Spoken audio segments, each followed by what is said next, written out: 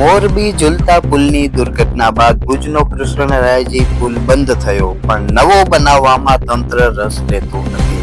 લોકો બેહાલ બન્યા. નમાલી ભુજ નગરપાલિકા 2.5 વર્ષમાં એક પુલ નથી બનાવી શકતી, પણ ભ્રષ્ટાચાર કરવો હોય તો અડધી રાત્રે તૈયાર થઈ જાય. માત્ર મરામત કરી સામાન્ય વાહન વ્યવહાર માટે શરૂ થઈ શકે, પરંતુ મોટી યોજનાઓ બને તો મોટી ટકાવારી ખાવાની લાલચે પુલ બનતો નથી. નગરપાલિકાનો ભ્રષ્ટ તંત્ર ભુજવાસીઓના જીવનો દુશ્મન બન્યો. ધારાસભ્ય અને સંસદ પણ મૌન ધારણ કરીને બેઠા છે. નમસ્કાર, આવાજ જનતા કી માંથી હું દતેશ ભાવસાર. આજે આપણે ભુજના હૃદય સમા હમીરસર તળાવ ઉપર જે કૃષ્ણરાયજી પુલ બનેલો છે એના ઉપર આવ્યા છીએ, અને છેલ્લા લગભગ 2.5 વર્ષથી આ પુલ બંધ કરી દેવામાં આવ્યો છે પરિવહન માટે. મોરબીમાં જે ઝુલતા પુલની દુર્ઘટના થઈ હતી ત્યારબાદ આ પુલ જર્જરિત લાગતા ભુજ નગરપાલિકાએ આ પુલ બંધ કરી નાખ્યો છે, પરંતુ 2.5 વર્ષ થઈ ગયા નગરપાલિકા આ પુલનું હજી રિપેરિંગ અથવા નવો પુલ બનાવી શકી નથી.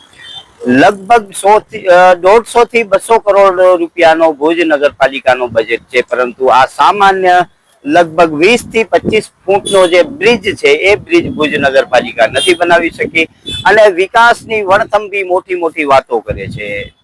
ગુજરાત સરકાર પણ વિકાસની મોટી મોટી વાતો કરે છે, પરંતુ આ સામાન્ય પુલ પણ જે રોજબરોજ વપરાશ માટેનો છે, અહીંથી રોજના હજારો લોકો પરિવહન કરે છે.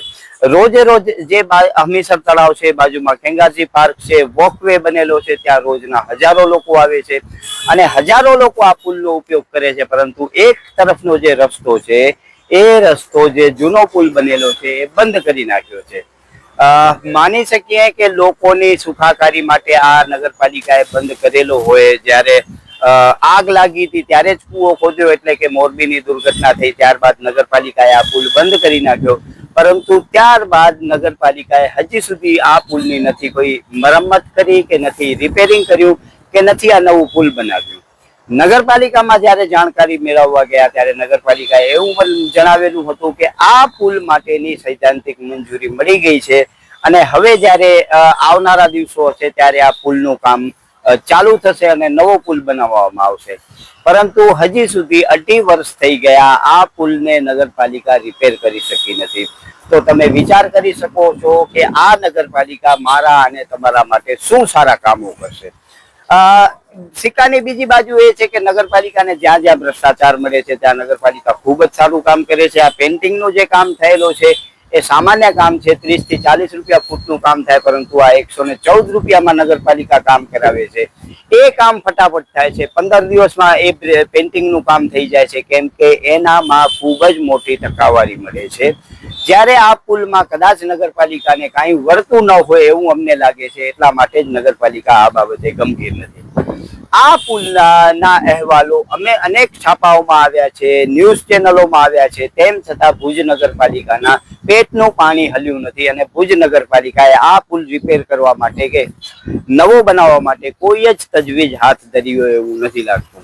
હા, કાગળ ઉપર બધું સુંદર સુંદર દેખાતું હોય છે, નગરપાલિકાએ કાગળો તો બધા જ ચિતરી નાખ્યા હશે, પરંતુ સ્થળ ઉપર આવીએ તો આ પુલની હાલત એટલી ખરાબ થઈ ગઈ છે કે હવે કદાચ સામાન્ય વ્યક્તિ પણ આ પુલ ઉપરથી નીકળે તો પણ એ ડરી જાય છે, કેમ કે બધી જગ્યાએ દિવાલો તૂટેલી છે, એકદમ જર્જરિત થઈ છે, અને દિવાલો અંદરથી ભંગાણ પણ લોકો કાઢીને લઈ ગયા છે એવી સ્થિતિ છે, પરંતુ ભુજ નગરપાલિકા આ બાબતે કોઈ જ ગંભીરતા દાખવતી નથી.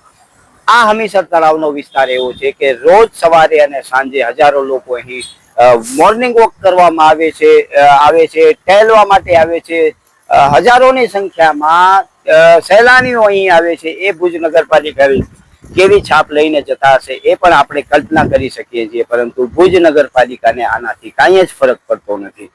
બહુ મોટી ગંભીર બાબત એ છે કે આપણા કચ્છમાં બધી જ જગ્યાએ ડબલ એન્જિનની સરકાર છે. 6 ધારાસભ્યો, સંસદ સભ્યો, જિલ્લા પંચાયત, તાલુકા પંચાયત, બધી જ જગ્યાએ સત્તામાં ભાજપ હોવા છતાં આવા કામો જે નથી થતા, જેના કારણે કચ્છના અને ભુજના લોકોને હાલાકીનો સામનો કરવો પડે છે, એ પણ એક કડવી હકીકત છે. નમસ્કાર, આવાજ જનતા કી માંથી હું દતેશ ભાવસાર.